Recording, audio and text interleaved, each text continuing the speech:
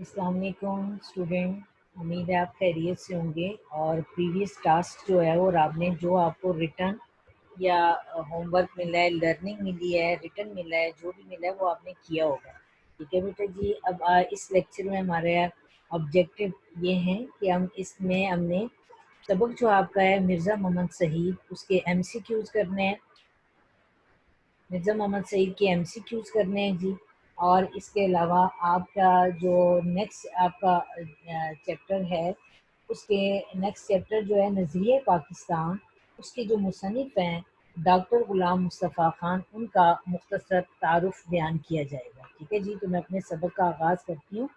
سب سے پہلے مرزا محمد سعید جو ہیں ان کے ایم سی کیوز ہیں، جس کے مصنف شاہد احمد دہلوی ہیں. تو بیٹے یہ آپ کے پاس آپ لوگوں نے امید ہے کہ آپ نے نوٹس جو ہیں آپ نے لے لیے ہوں گے، یا آپ کے نوٹس میں جو ایم سی کیوز ہیں وہ امپورٹنٹ ایم سی کیوز ہے، اور اس میں آپ کے مصنف بھی شامل ہے، آپ کا چیپٹر بھی شامل ہے، اور امپورٹنٹ ایم سی کیوز اس میں آ جاتے ہیں. ٹھیک ہے جی. تو ہم یہاں پہ اب دیکھ لیں، رائٹ آپشن پہ جائیں گے. میں ایک دفعہ آپ کو بتانا ضروری سمجھتی ہوں، آپ نے ان کو ذہن نشین کر لینا ہے، یاد کر لینا ہے. تو آغاز کرتی ہوں بیٹے میں اپنے ایم سی کیوز کا. نمبر 1، سبق مرزا محمد سعید کس ادیب کی تحریر ہے، یعنی کس نے لکھا؟ دے شاہد احمد دہلوی. شاہد احمد دہلوی کا سن پیدائش، شاہد احمد دہلوی کا سن پیدائش یعنی کب پیدا ہوئے؟ 1906 میں. شاہد احمد دہلوی کس کے پوتے تھے؟ شاہد احمد دہلوی ڈپٹی نذیر احمد کے پوتے تھے. الف.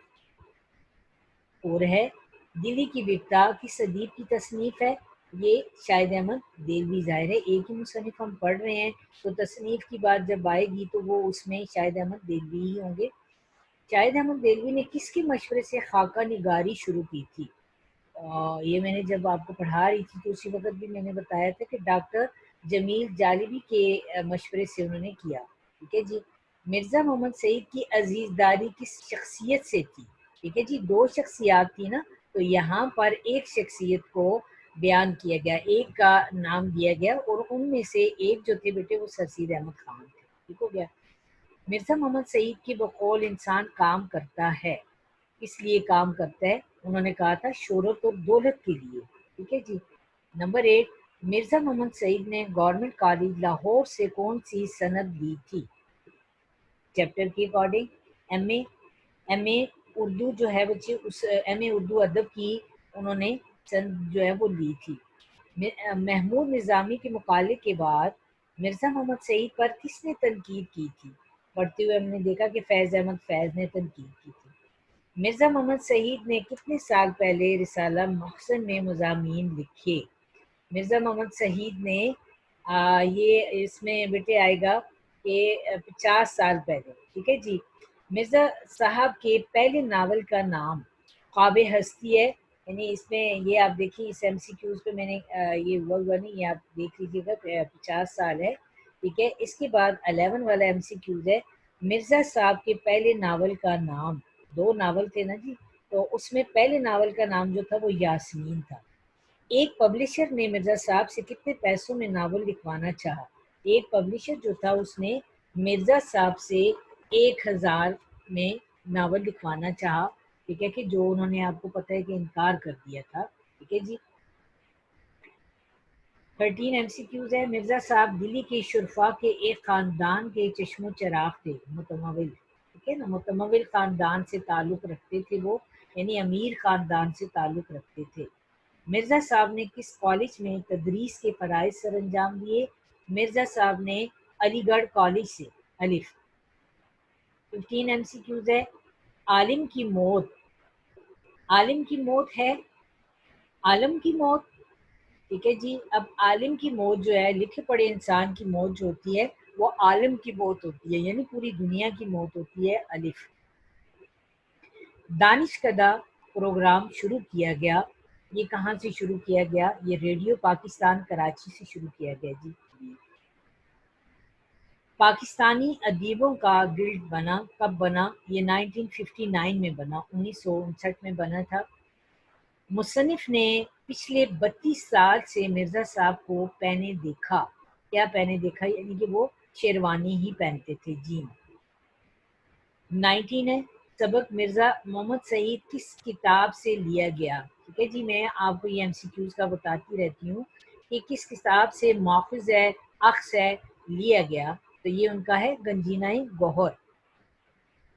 مرزا صاحب مریض تھے، یعنی کس چیز کے مریض تھے، ان کو بیماری کیا تھی، یعنی وہ ہارٹ پیشنٹ تھے یا ان کو سٹمک کا مسئلہ تھا، کیا تھا، یہ ہم نے پڑھا ہے کہ وہ معدے کی، یعنی سٹمک کے مریض تھے، معدے کے، ہارٹ پیشنٹ نہیں تھے، معدے کے جین۔ مرزا صاحب کے کتب خانے میں کتابیں موجود تھیں، ہر علم کی کتاب، جو کتب خانہ تھا اس میں ہر علم کی کتاب جو تھی وہ پائی جاتی تھی۔ مرزا صاحب نے علی گڑھ میں پڑھایا، یعنی کتنے سال انہوں نے علی گڑھ میں پڑھایا؟ 2 سال مرزا صاحب نے بے۔ مرزا صاحب نے عبد القادر کے کس رسالے میں مضامین لکھے؟ مضامین مضمون کی جمع، عبد القادر صاحب کا وہ رسالہ تھا جو محسن اس کا نام تھا، دال۔ نیکسٹ ہے مرزا صاحب کی کتاب مزن اور باطنیت اردو کی کتنی کتابوں میں سے ایک ہوگی؟ ہم نے پڑھا تھا نا بچے، 100 کتابیں شانٹی جائیں تو ان میں اول درجے میں آئے گی، ٹھیک ہے، 100۔ مرزا صاحب کا مشغلہ کیا تھا؟ مرزا صاحب کا مشغلہ تھا مطالعہ کتب جیم۔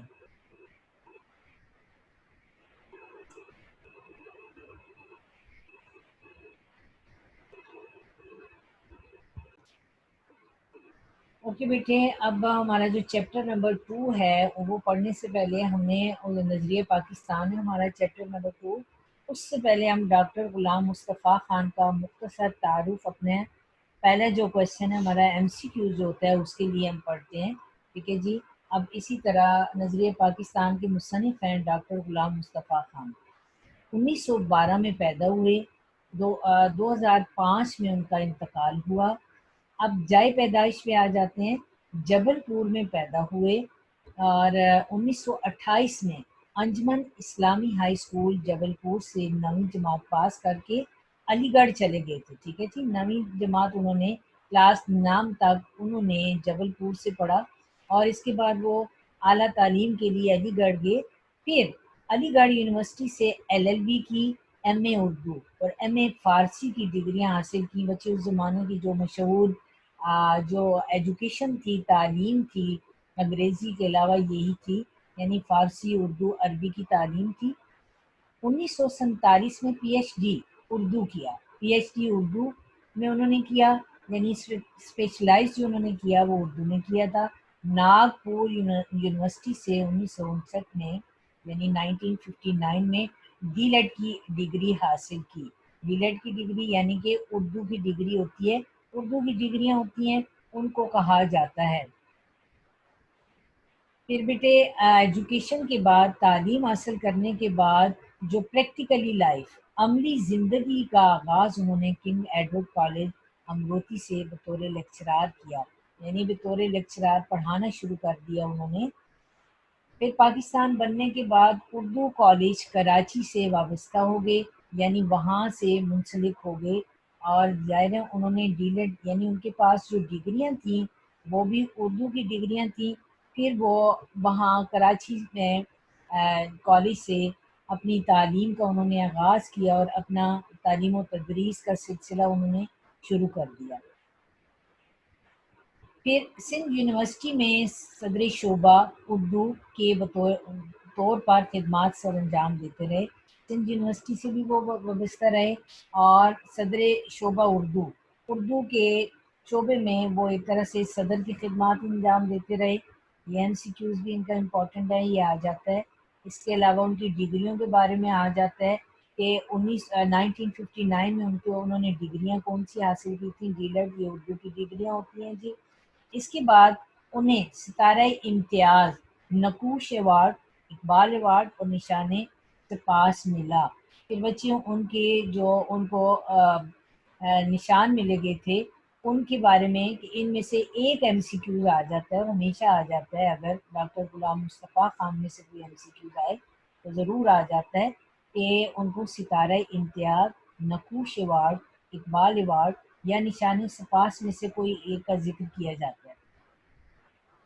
پھر بیٹا جی نیکسٹ پیراگراف میں دیکھ لیں کہ انہوں نے مذہب یا پاکستانیات، ادب، تصوف، اخلاق جیسے موضوعات پر لکھا، یعنی مذہب کے بارے میں انہوں نے لکھا، پاکستانیات کے بارے میں یعنی پاکستانی ہسٹری کے بارے میں، یعنی کہ وہ ان چیزوں کو ادب لٹریچر ڈالا انہوں نے، اخلاقیات کے بارے میں ٹاپک لکھے، موضوعات لکھے، کیونکہ بیٹا وہ ڈاکٹر غلام مصطفیٰ خان جو تھے وہ اس کے دو قومی نظریے کے بیٹا جی بہت زیادہ حامی تھے، تو وہ مسلمانان بر صغیر کو بلکہ مسلمانان عالم کو اجاگر کرنا چاہتے تھے، اپنے نظریہ حیات کے بارے میں ان کو بتانا چاہتے تھے، اور ان کی زیادہ تر جو ان کی تحریریں ہیں نا وہ بہت زیادہ محرب اور مفرس ہوئی، یعنی ان سے لوگوں نے، محرب و مفرس کا مطلب یہ ہوتا ہے کہ ان کی تحریروں سے لوگوں نے بہت زیادہ فائدہ اٹھایا، ٹھیک ہے نا بیٹے؟ جس طرح کہ ہم ان کا یہ ڈاکٹر غلام مصطفیٰ خان کا جو ہمارے چیپٹر، جو ہمارے درسی کتاب میں نظریہ پاکستان کے بارے میں انہوں نے بتایا، وہی بات ہے نا جی، انہوں نے مذہب، پاکستانیت، ادب، تصوف اور اخلاقیات جیسے موضوعات کے بارے میں بتایا۔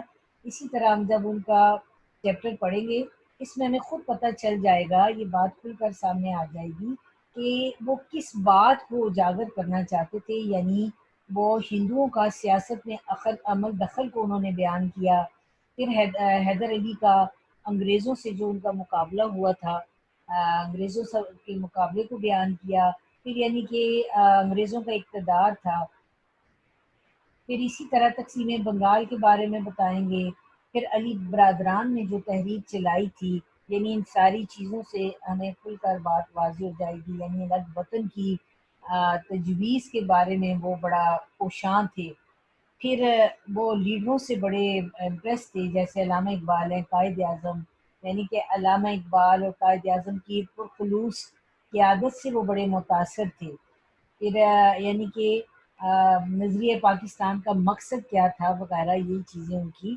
ان تحریروں میں ہمیں ملتی ہیں، یعنی ان کی تحریریں بھی ایسی تھیں کہ وہ بہت زیادہ محارب اور مفرس تھیں، فائدہ مند تھیں، سود مند تھیں، عام قارئین کے لیے لکھے گئے مضامین اور کتب کی زبان سادہ، سلیس اور عام فہم تھی، یعنی اب ہم ان کے انداز بیان پہ آ جاتے ہیں، اسلوب بیان پہ آ جاتے ہیں کہ جو کچھ انہوں نے لکھا وہ عام قارئین، عام پڑھنے والے کے لیے انہوں نے لکھے، یعنی اس کی سمجھ میں جتنے مضامین لکھے وہ بہت آسانی سے سادہ الفاظ میں سمجھ آ جاتے، انہوں نے عام فہم الفاظ استعمال کیے ہوئے ہیں، کوئی پیچیدہ ان کی تحریریں نہیں ہیں، یعنی انہوں نے اردو، فارسی، عربی اور انگریزی زبانوں میں 100 سے زیادہ کتب تصنیف کی، ٹھیک ہے جی، امپورٹنٹ ایم سی کیوز ہے آپ کا، کتنی انہوں نے انگریزی زبانوں میں 100 سے زیادہ کتب کتاب کی جمع، تصنیف، ان کی تصانیف وغیرہ جو انہوں نے لکھا۔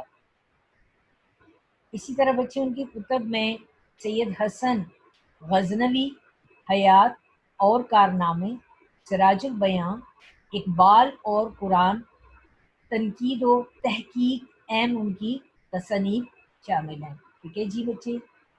یہ تو تھا آج کا لیکچر، اور انشاءاللہ پھر بیٹے آپ سے نیکسٹ لیکچر میں ملوں گی، اور یہ جو ڈاکٹر غلام مصطفیٰ خان نے لکھا آپ کا چیپٹر ہے نظریہ پاکستان، اس کی بیٹا جی پھر ہم ڈیٹیل بیان کریں گے، ٹھیک ہو گیا بچے؟ اب بیٹا آپ کا ہوم ورک یہ ہے کہ جو ایم سی کیوز میں نے آپ کو بتائے ہیں وہ، اور ڈاکٹر غلام مصطفیٰ خان کے اہم پوائنٹ، اہم نکات جو میں آپ کو پڑھاتے ہوئے بتاتی ہوں کہ یہ ایم سی کیوز آتا ہے، وہ چیزیں آپ نے یاد کر کے لکھنی ہیں، ٹھیک ہے بیٹا؟ Thank you so much, take care, اللہ حافظ، ملتے ہیں نیکسٹ لیکچر میں۔